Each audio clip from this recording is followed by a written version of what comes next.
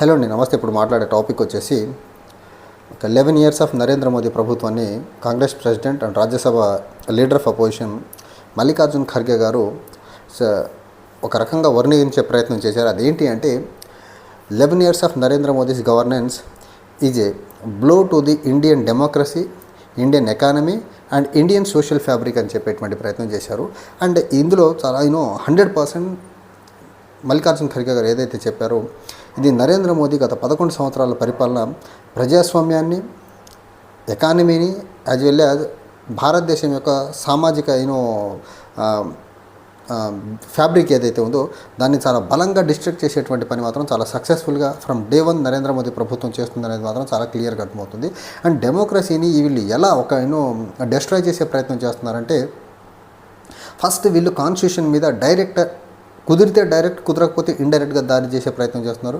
తర్వాత ఇన్స్టిట్యూషన్స్ ఏదైతే statutory as well as constitutional bodies అంటే some other bodies of the government ఉన్నాయో వాటిల్లో ఆర్ఎస్ఎస్ సంఘ్ పరివార్ భావజాలంతో కూడుకున్నటువంటి వ్యక్తుల్ని ఆ బాడీస్లో కూర్చోబెట్టి ఆ బాడీస్ అన్ని బీజేపీ యొక్క అవసరాల కోసం పనిచేసేలా భారతదేశంలో ఉన్నటువంటి కీ ఇన్స్టిట్యూషన్స్ని తయారు చేశారు. అది రైట్ ఫ్రమ్ సిబిఐ అవనివ్వండి, ఈసీ అవనివ్వండి, ఈడీ అవనివ్వండి, సివిసి అవనివ్వండి, ఏ organization of government of India అయినా దాన్ని కంప్లీట్గా క్యాప్చర్ చేసి దాన్ని మిస్యూజ్ చేస్తున్న విధానం ఒకటి.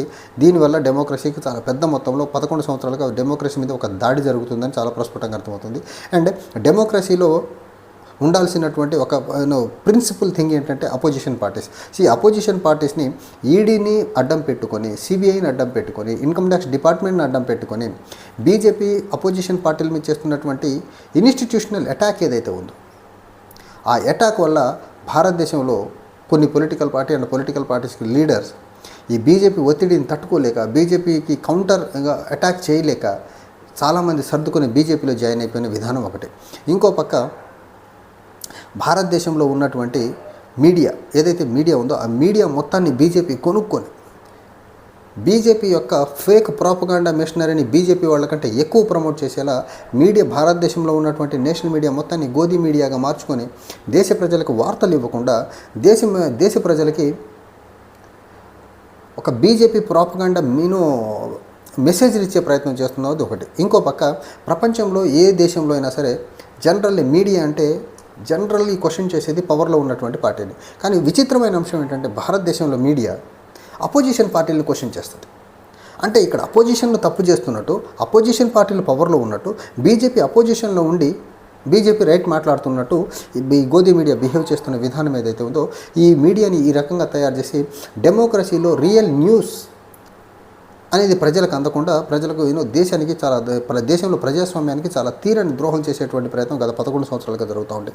అండ్ వీళ్ళు ఇక్కడతో ఆగకుండా భారతదేశంలో ఉన్నటువంటి జడ్జెస్ మీద చేస్తున్నటువంటి దాడి ఏదైతే ఉందో, బీజేపీ ఎంపీలు అవనివ్వండి, వైస్ ప్రెసిడెంట్ ఆఫ్ ఇండియా అవనివ్వండి, బీజేపీ తీసుకున్నటువంటి నిర్ణయానికి వ్యతిరేకంగా సుప్రీంకోర్టులో అవనివ్వండి, ఏదైనా రాష్ట్రాలకు సంబంధించినటువంటి హైకోర్టు నుంచి చిన్నపాటి జడ్జిమెంట్ వస్తే ఆ జ్యుడిషియరీ మీద బీజేపీ చేస్తున్నటువంటి దండయాత్ర, మహమ్మద్ గోరీ భారతదేశం మీద దండయాత్ర చేసినట్టు బీజేపీ భారతదేశంలో ఉన్నటువంటి ప్రజాస్వామ్య వ్యవస్థలన్నిటి మీద దండయాత్రలు చేసే ప్రయత్నం.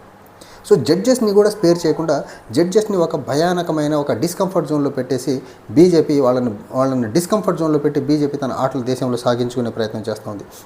బీజేపీకి అగెనెస్ట్గా దేశంలో ఎవరైనా నిజాలు మాట్లాడే ప్రయత్నం చేస్తే బీజేపీ యొక్క ఒక హిపోక్రటిక్ నేచర్ని బయట ప్రజలకు తెలియజేసేలా మాట్లాడితే, లేకపోతే బీజేపీకి సంబంధించినటువంటి పాలసీ ఫెయిల్యూర్స్ గురించి, లేకపోతే బీజేపీకి సంబంధించినటువంటి కరప్షన్ గురించి ఎవరైనా మాట్లాడే ప్రయత్నం చేస్తే వాళ్ళని ఇల్లీగల్గా అరెస్ట్ చేయడం, వాళ్ళ మీద నేషనల్ సెక్యూరిటీ యాక్ట్ కింద కేసు పెట్టడం, వాళ్ళ మీద ఈవీఏపీఏ కింద కేసు పెట్టే విధానం ఏదైతే ఉందో దీనివల్ల భారతదేశంలో అగైన్ డెమోక్రసీని చాలా సక్సెస్ఫుల్గా వీళ్ళు వీకెండ్ చేసుకుంటూ ముందుకెళ్లే ప్రయత్నం చేస్తున్నారు. అండ్ ఎకానమీ పాయింట్ ఆఫ్ వ్యూలో వస్తే ఇక్కడ బీజేపీ అండ్ ఆర్ఎస్ఎస్ యొక్క agenda is very very clear. ఇండియాలో ఎకనామిక్ గ్రోత్ రేట్ బాగుండకూడదు. ఎకనామిక్ గ్రోత్ రేట్ కొంచెం బెటర్గా ఉంటే, సస్టైనబుల్గా ఉంటే డెఫినెట్గా ఆ ఎకనామిక్ గ్రోత్ రేట్ యొక్క డెవలప్మెంటల్ ఫ్రూట్స్ ఏవైతే ఉన్నాయో దేశంలో అన్ని వర్గాలకి ఎంతో కొంత అందేదానికి ఆస్కారం ఉంటుంది.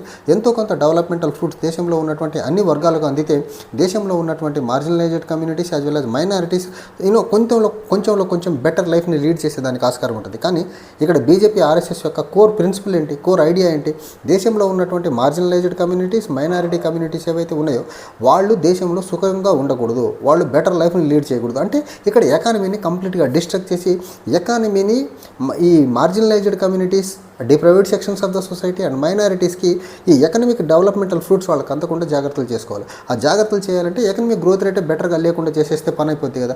ఆ ప్రయత్నంలో భాగంగానే వీళ్ళు తీసుకొచ్చిన విధానం ఏంటి? డిమానిటైజేషన్ ఒకటి, జీఎస్టీ ఒకటి, జీఎస్టీతో పన్ను బాధలు, డిమానిటైజేషన్ ద్వారా దేశంలో ఉన్నటువంటి అన్ఆర్గనైజ్డ్ సెక్టార్లో ఉన్నటువంటి ఎకనమిక్ యాక్టివిటీ మొత్తాన్ని డిస్ట్రాక్ట్ చేసేటువంటి ప్రక్రియ. ఇంకో పక్క జీఎస్టీ వచ్చిన తర్వాత కూడా దేశంలో మెజారిటీ ఆఫ్ ద ఎంఎస్ఎంఈలు మూతపడిపోయిన విధానం. ఇంకో పక్క మనం చూసుకున్నట్లయితే బీజేపీ గత 11 సంవత్సరాల పరిపాలనలో average growth of NDA 1 and 2 and current NDA ప్రభుత్వం కూడా ఈ మోడీ 3.2 అని భజనలు చేస్తున్నారు కదా, 5 to 6%. And various Manmohan Singh garu UPA 1 and UPA 2 ప్రభుత్వాన్ని నడిపినప్పుడు Indian average growth, economic growth rate వచ్చేసి దగ్గరగా 8% ఆఫ్ ద జీడిపి ఉండింది. సో 8% ప్లస్ ఉంది. సో అది భారతదేశానికి బెటర్ ఎకనమిక్ ట్రాన్సిషన్ పీరియడా, లేకపోతే 5%, 6%గా బెటర్గా గ్రోత్ జీడిపి గ్రోత్ రేట్ ఉన్నటువంటి ఎకనమిక్ గ్రోత్ రేట్ బెటర్ రేటా? ఈ అంధభక్తులు చెప్పేటువంటిది ఏంటంటే అసలు కాంగ్రెస్ టైంలో ఏదీ జరగలేదంటారు. బీజేపీ టైంలో ఏం జరిగింది? 5 నుంచి 6% ఎకనమిక్ గ్రోత్ రేట్ యావరేజ్న గత 11 సంవత్సరాలుగా. అట్లీస్ట్ మన్మోహన్ సింగ్ గారి టైంలో యావరేజ్ గ్రోత్ రేట్ 8% ప్లస్ ఉండింది. సో ఎవరు బెటర్గా దేశాన్ని ఎకానమీని నడిపినట్లు ఇక్కడ? తర్వాత ఎకానమీని వీళ్ళు వీక్ చేసేదానికి ఇంకొక ప్రక్రియ వీళ్ళు ఎంచుకున్నది ఏంటంటే బ్యాంకింగ్ సెక్టర్లో నిత్యం ఫ్రాడ్స్. బ్యాంకింగ్లో ఉన్నటువంటి కార్పొరేట్స్ తీసుకున్నటువంటి రుణాలని వాళ్ళను మాఫీ చేయడం, లేకపోతే రైట్ ఆఫ్ చేసేయడం, లేకపోతే వాళ్ళ దగ్గర నుంచి వసూలు రాకపోయినా వాళ్ళని ఇబ్బంది పెట్టకుండా ఉండేటువంటి ప్రక్రియ. కానీ అదే వ్యవసాయ రంగానికి వచ్చేసరికి ఈరోజు రైతుకి క్రాప్ లోన్ కావాలన్నా సిబిల్తో ముడిపెట్టేశారు. రైతు యొక్క సిబిల్ బాగుంటేనే రైతుకు క్రాప్ లోన్ వచ్చేటువంటి పరిస్థితి.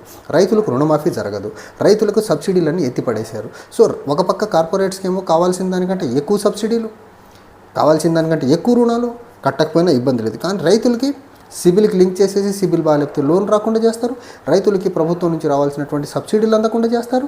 ఈ రకంగా భారతదేశంలో ఎకానమీని చాలా తీవ్రంగా దెబ్బకొట్టేటువంటి ప్రక్రియ చేస్తున్నారు. ఇంకో పక్క మనం చూసుకున్నట్లయితే విద్యా విధానాన్ని కూడా ఎకానమీతో ముడిపడి ఉంటుంది. కాబట్టి విద్యా విధానానికి సంబంధించినటువంటి స్కాలర్షిప్ను అవనివ్వండి, స్టైఫండ్స్ అవనివ్వండి, ఇన్ టైంలో రిలీజ్ చేయకుండా అగైన్ ఈ స్టైఫండ్స్ యాజ్ వెల్ as స్కాలర్షిప్ల మీద డిపెండ్ అయ్యేది ఎవరు? Marginalised communities and minority segments or backward communities. వీళ్ళకి అగైన్ స్కాలర్షిప్లు, స్టైఫండ్లు ఇన్ టైంలో ఇవ్వకుండా వాళ్ళ ఎడ్యుకేషన్ ప్రాపర్గా జరగకుండా వాళ్ళని అక్కడ ఇబ్బంది పెట్టేటువంటి ప్రక్రియ. ఇంకో పక్క మనం చూసుకున్నట్లయితే సోషల్ ఫ్యాబ్రిక్ పాయింట్ ఆఫ్ వ్యూలో చూసుకుంటే దానికి బెస్ట్ ఎగ్జాంపుల్, ఎక్కువ మాట్లాడాల్సిన అవసరం లేదు, బీజేపీ సోషల్ ఫ్యాబ్రిక్ని ఎలా దెబ్బ కొడుతుంది అనేసి ఒక్కసారి మణిపూర్ గురించి ఎవరన్నా వెళ్ళి ఇంటర్నెట్లో గూగుల్ చేయగలిగితే, లేకపోతే యూట్యూబ్లో ఎవరైనా చూడగలిగితే మణిపూర్లో ఏం జరుగుతుందో అర్థమవుతుంది. సో మణిపూర్లో ఎలా అయితే సోషల్ ఫ్యాబ్రిక్ని Kukis as well as Meiteis మధ్య దెబ్బ కొట్టేశారో, దేశంలో ఉన్నటువంటి వివిధ కులాల మధ్య, వివిధ మతాల మధ్య కూడా అదే రకమైన ఒక హేట్రేడ్, అదే రకమైన ఒక గొడవపూరితమైనటువంటి వాతావరణాన్ని క్రియేట్ చేసి బీజేపీ తన రాజకీయ పబ్బాన్ని గడుపుకునే ప్రయత్నం చేస్తుంది తప్ప దేశంలో ఉన్నటువంటి వివిధ కులాలని, మతాలని ఒక హార్మోనియస్ మేనర్లో వాళ్ళు బతికితే బీజేపీ రాజకీయ ఆటలు సాగవు. కాబట్టి దేశంలో మత గొడవలు, కుల గొడవలు కంటిన్యూగా ఉండాలని బీజేపీ చాలా బలంగా కోరుకుంటుంది.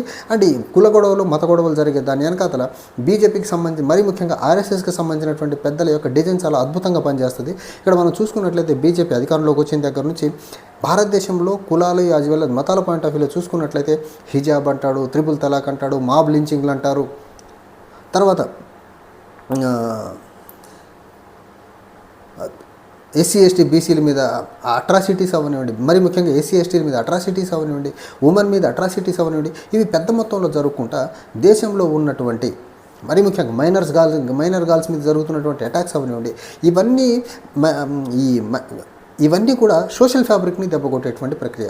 సో ఓవరాల్గా మనం చూసుకున్నట్లయితే నరేంద్ర మోదీ గత 11 సంవత్సరాల కాలంలో ఆర్ఎస్ఎస్ యొక్క భావజాలానికి అనుగుణంగా దేశాన్ని పరిపాలన చేస్తూ దేశంలో ఉన్నటువంటి ప్రజాస్వామ్య వ్యవస్థలన్నింటినీ నిర్వీర్యం చేసేటువంటి పని, ఇంకో పక్క ఎకానమీని తూట్లు పొడిచేటువంటి పని, ఇంకో పక్క దేశంలో ఉన్నటువంటి సామాజిక సామరస్యతను కంప్లీట్గా డిస్ట్రాయ్ చేసి సమాజంలో ఎక్కడో దగ్గర దేశంలో అది నార్త్ నుంచి సౌత్, ఈస్ట్ నుంచి వెస్ట్ ఎక్కడ చూసినా ఏదో కారణంలో ఏదో దగ్గర గొడవ జరగాల, సమాజంలో అల్లర్లు జరగాల, సమాజంలో కులాలు మతాలు సామరస్యంగా కోఎగ్జిస్టెన్స్లో ఉండకుండా చేసేదానికి బీజేపీ శతవిధాల ప్రయత్నం చేస్తాం.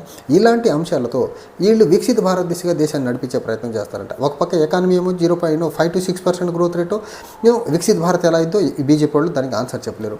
అండ్ ఇండియాలో ఉన్నటువంటి డెమోక్రటిక్ సెటప్ని స్ట్రెంథన్ చేయకుండా ఈ డిక్టేటర్షిప్ మేనర్లో ప్రభుత్వాన్ని నడుపుకుంటా వికసిత్ భారత్ ఎలా సాధ్యమో చెప్పలేని పరిస్థితి. అండ్ సమాజంలో ఎప్పుడు అశాంతి పెంచుకుంటా, ఎప్పుడు అశాంతిని క్రియేట్ చేసుకుంటా, సమాజంలో శాంతి లేకుండా ఎకనామిక్ గ్రోత్ రేట్ ఎలా సాధిస్తారో చెప్పలేని పరిస్థితి. సో ఓవరాల్గా బీజేపీ పరిపాలన అంటే దేశంలో ఏ వర్గమైనా, దేశంలో ఉన్నటువంటి ఏ రంగానికన్నా ఇబ్బందికరమైన రోజులే తప్ప ఏ ఒక్క రంగానికి కానీ ఏ ఒక్క వర్గానికి కానీ మేలు చేసేది బీజేపీ వల్ల కాని పని. Thank you.